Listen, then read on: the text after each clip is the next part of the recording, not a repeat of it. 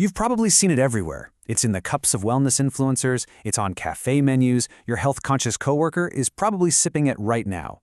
We're talking about bone broth. But what is the real story here? Today, we are breaking it all down to figure out if this ancient food is truly a modern miracle.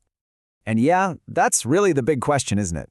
See, bone broth isn't some newfangled invention. It's an ancient food that's suddenly been thrust into the modern health spotlight. So our mission here is to figure out where the time-tested tradition ends and the recent marketing hype begins. Okay, so before we get into all the crazy health claims, let's just start at square one. What exactly is this stuff we call bone broth? Well, at its most basic, it's actually super simple. It's a stock. It's made by slowly, and I mean slowly, simmering animal bones and their connective tissues. We're talking knuckles, hoofs, feet, the works.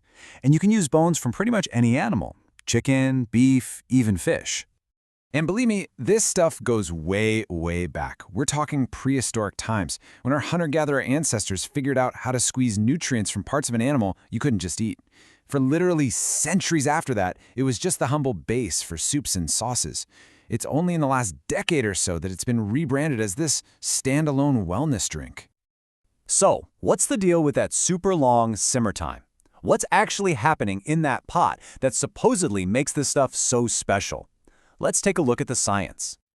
The real magic, it turns out, happens during that long slow cook. See, bones and connective tissues are absolutely packed with a protein called collagen. As you cook it for hours and hours, that collagen starts to break down and transforms into something else, gelatin. You know your broth is good if it gets all jiggly when it's cold. That's the gelatin, and that's where a lot of the big health claims come from. So if we were to zoom in on your cup, what will we actually find? Well, here's maybe the first big surprise. Even though bones are full of minerals like calcium, the research shows that very little of it, like less than 5% of what you need for the day, actually ends up in the broth. The real nutritional power players here are the amino acids from that gelatin, especially ones like glycine, proline, and glutamine. Okay, now for the part you've probably been waiting for. This brings us to the big claims. Let's dig into the potential health benefits that have turned bone broth into a total wellness phenomenon. One of the absolute biggest claims you hear is all about gut health. So the question is, could a daily cup of broth actually do anything to soothe your digestive system? So the idea here is kind of two-part. First, it's just really easy to digest, which is great. Second, that gelatin we keep talking about might help protect the mucosal lining of your gut. On top of that, the amino acid glutamine is known to be fuel for the cells in your intestinal wall, which is why you always hear it linked to leaky gut. There are even some animal studies that suggest it can have anti-inflammatory effects, but we definitely need more research on that in humans. Okay, next up, joints. This is another huge one. You hear people swear by it for achy knees and stiffness. But is there any real science to back that up? And the thinking behind this one is actually pretty simple. The gelatin in the broth gives you those amino acids proline and glycine. And guess what? Your body uses those exact same amino acids as the building blocks for its own connective tissues like your tendons and ligaments. So the theory is, if you eat the building blocks, you're helping your body keep its own joints in good shape. Okay, so those are the claims, and they sound pretty compelling, right? But now it's time to, actually look at the science. What does the real research say about bone broth itself? In this quote, this really hits the nail on the head. Here's the most important thing to understand. There's not a lot of direct research on bone broth as a whole food, but we have tons of evidence that the individual nutrients inside it, like glycine and glutamine, are good for us. It's a small difference in wording, but it's a really, really important one. Let's use a really specific example to see what we're talking about here. A lot of people say bone broth helps them sleep. And hey, the amino acid glycine has been studied and shown to help with sleep. So that's it, right? Case closed? Ah, but hold on. This is where things get tricky, and it all comes down to dosage. That sleep study, the one that showed glycine worked, they used a dose of 3 grams.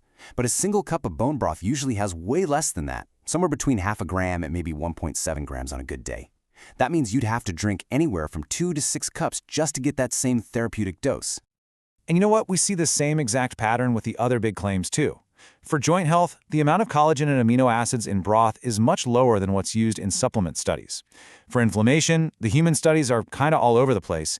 And like we said, the mineral content is surprisingly low. Now, this doesn't make bone broth bad. Not at all. It just means we need to be realistic about what 1 cup a day is going to do. So after all that sciencey talk, if you're thinking, you know what, I still want to try this, I am right there with you. Making it at home is actually super easy and honestly pretty satisfying. So let's walk through how you can do it. And the shopping list is super simple. The bones obviously are the star of the show. You can often get these really cheap or sometimes even free from a local butcher. Then all you need is water, a little bit of apple cider vinegar, salt and pepper, and if you want, some veggies and herbs for extra flavor. And making it? Honestly, it could not be easier. Step 1, just dump everything into a big pot. Step 2, bring it to a boil. Step 3, as soon as it boils, turn the heat way down to a super low simmer.